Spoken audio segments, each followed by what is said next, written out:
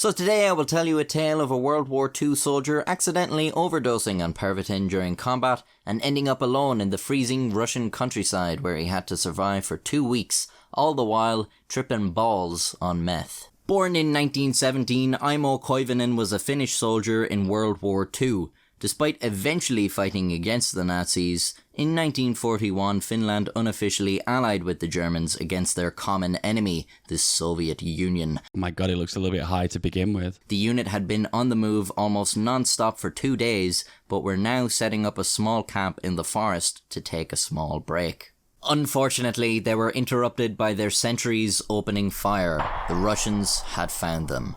A firefight broke out, but it soon became clear that the Russians outnumbered the Finns and were moving around to surround them. You don't say. Their only hope was to escape. The Finnish company started to retreat, with the Russians in hot pursuit.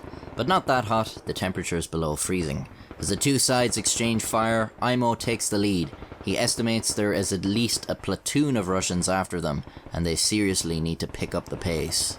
However, Aimo's need for speed is hampered by his lack of sleep. Despite the life-threatening circumstances, he's losing strength and starting to drift. The men behind him call out and tell him he needs to move faster, but his body is in protest, and so his need for speed is replaced with a need for speed. Aimo had been entrusted with the unit supply of Pervitin, and now realised he was going to have to take some to stay awake. In the panic, he is unable to remove just one pill from the bottle with his mitts, and instead has accidentally poured the whole thing out, around 30 pills. I'm gonna guess the sleep deprivation had clouded his judgment, because when he sees this, he just decides to eat all of them. God only knows how he swallowed 30 fucking pills without water. Not long after, Aimo is reinvigorated, and he and his unit are able to successfully lose the Russians. It's just like they always say, kids, drugs are good for you. However, as time passes, Aimo starts to notice the other effects of meth. The landscape appears to be changing form around him, and he drifts in and out of consciousness. After this point, Aimo can only remember parts of the story, as if it were all a dream. His altered state does not go unnoticed by his unit, who are so worried by his delirious state, they take his ammo off him, unbeknownst to him. Aimo fades out of consciousness, and when he snaps back to reality, he has no idea how much time has passed, but he is alone, with no magazines for a submachine gun and no supplies in his backpack. The first thing he decides to do is head back to Finland. So, with compass in hand, he plots his course and goes on his merry way. Soon he is arguing with the boys about where they are and where they need to go. He sees smoke in the distance and realises there's probably a camp there where they can ask. Then he wakes up and he is falling down the slope. He had imagined the whole thing, except for the smoke. It seems that there really was a camp not far away. Aimo sees towards the camp. It must be the Germans. They'll look after him. Well, actually, it was the Russians, and now there's no way back. With no ammo, Aimo just skis straight through the camp at full pelt. Shots are fired at him, and a few soldiers give chase. The chase goes on for an hour. At times the Russians are a mere 20 meters away, but eventually night falls and a storm breaks out, and Aimo loses them. He sets up a fire and makes some tea from pine buds, then he lies down and goes to sleep. However, after a while he sees a pair of eyes shining in the darkness. It's a wolverine, and it's creeping dangerously close. Terrified, Aimo unsheaths his knife. The wolverine lunges at him. He thrusts his knife forward. He wakes up. He has just punched a tree. The compass in his hand is now broken. And that is how After Minecraft another was day born. of skiing, Aimo comes across an old friend. They rest under the spruce trees and chat, before the friend says they should get moving again, and so they go off. Aimo wakes up. He is once again alone, and is now missing his gun and his backpack. He's even lost his cooking pot, so no more tea for Aimo. Another day and night of skiing, and Aimo comes across an abandoned cabin. He enters and finds a small pile of wood. He gathers it up for a fire. Oh, he's going to set the although cabin he's on so fire, fucked, isn't he? He just builds it in the middle of the floor.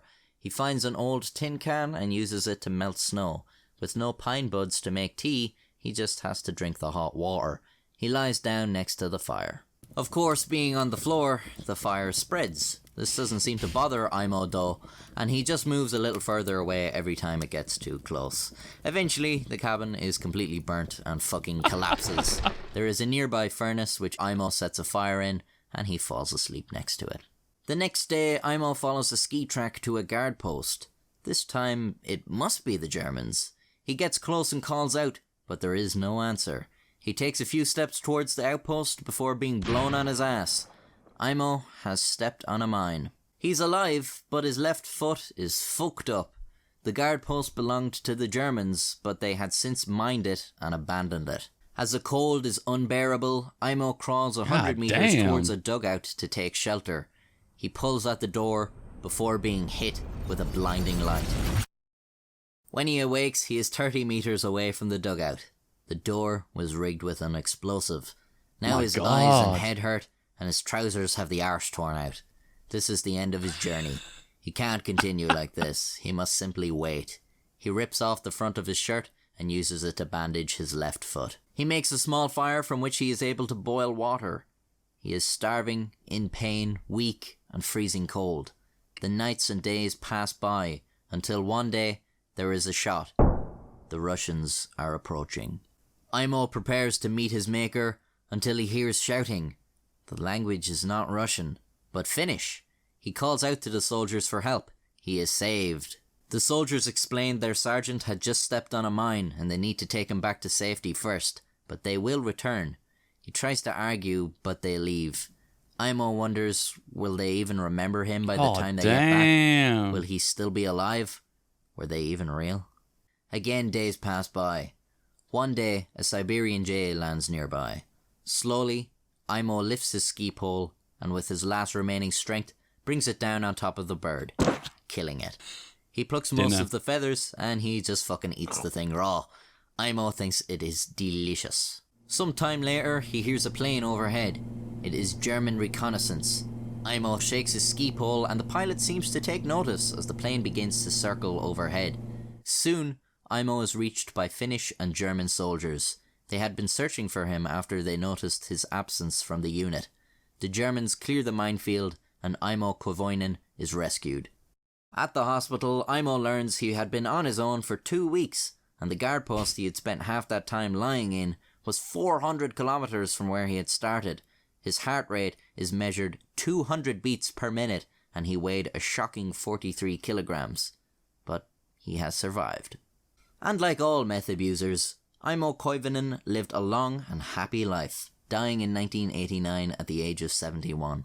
It's actually insane sometimes when you see these survival stories of people surviving in the wilderness with little food or water and shelter and seeing how long they survive for. So I presume, I'm going to give a very light take on this, but a guy, he got lost in Utah in the middle of absolute nowhere, and I think a rock came down on him and trapped his arm. He was lost for 127 hours and he had to chop his own arm off to get out. Never mind how difficult it is to chop your own arm off. Never mind that. Imagine the idea that you've been so water and sleep deprived and food deprived. The fact that you not need shelter as well. Oh man, you'll be an absolute mess. Let me guess, he's done a TED Talk. He's got to do a TED Talk. Emotions are fine. Yes, but this to is be him. Controlled by them, to be hijacked by them, that's not really serving anybody.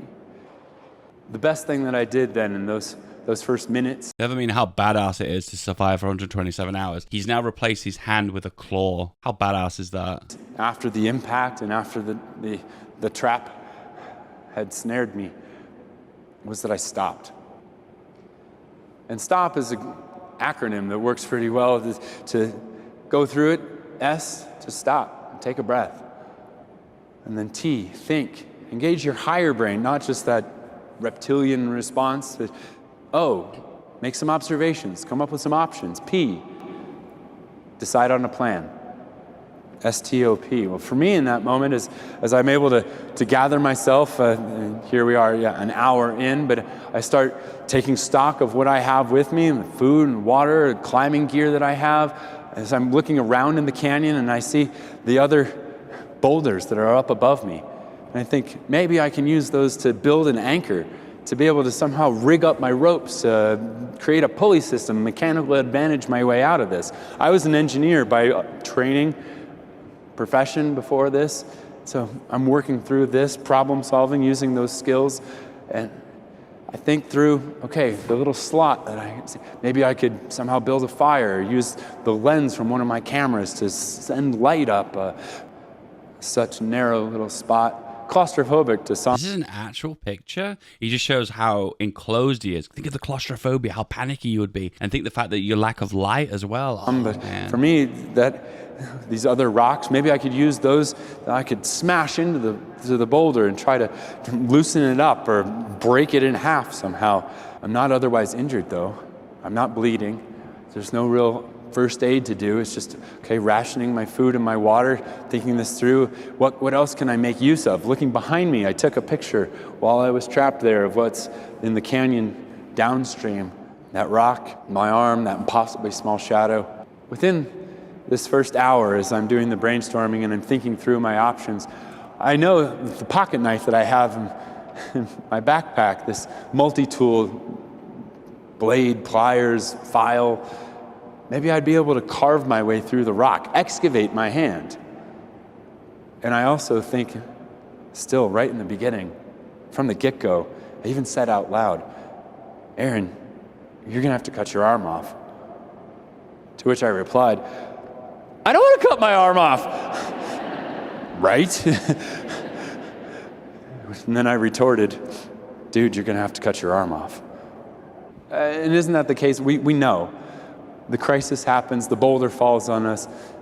We understand, we intuitively know what it is that we're going to have to do to manage this, to change, to adapt to it, and yet we resist it. I don't want to. It's very familiar. See, at first you think to yourself, okay, I'm in a shitty situation right now. I need to get out of that shitty situation. But with each day that passes by, you start to think to yourself, you start to get more desperate. Is it a matter of me losing my arm for my overall self to survive? Can I survive without an arm? And at first it seems like, no, I don't want to do that. I don't want to be mutilated. But then you think about it more and more and more. It's like, hang on, I want to live. I want to actually live a life. You know what I mean? And having an arm, missing an arm and still living a life is still alive. And then eventually you come around to the idea of like, okay, let's do this, chop my arm off. There's also another story that creeps into my mind as well about survival. I found out about this through TikTok, and it's about a guy who goes down Nutty Putty Cave. So this is the entrance to the cave, and it's been blocked off. So this guy goes down here into Nutty Putty Cave, and he takes a wrong turn. It's like these really narrow caverns to get down this cave. And eventually, he's gaining a lot of weight. He's a little bit older. He's been down these caves before, so he knows them. But he hasn't realized how wider he is now because he's older and obviously how much weight he's got. And he pushes himself forward. He takes a big deep breath, and he pushes himself forward through this narrow opening. And the minute he